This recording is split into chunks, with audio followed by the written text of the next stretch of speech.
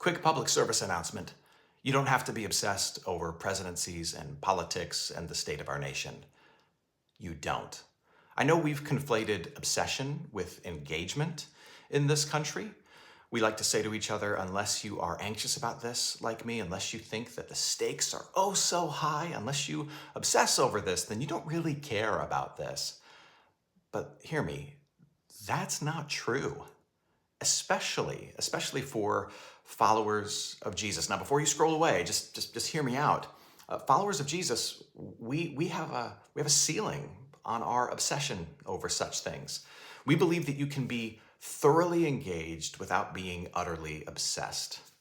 And that freedom to be engaged without obsessed comes from the fact that we know that look, our joy and our hope are not anchored in these things. That while these things matter, they are not utmost. That what happens in DC pales in comparison to what has happened for us in the person and the work of Jesus Christ.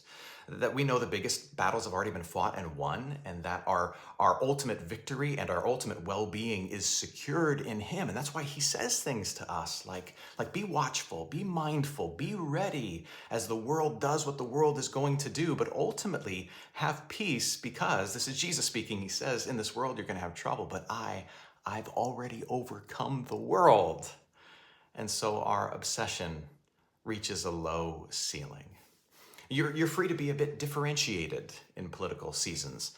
And by that, what I mean is you know where your obsessions can end, and you are free to let go.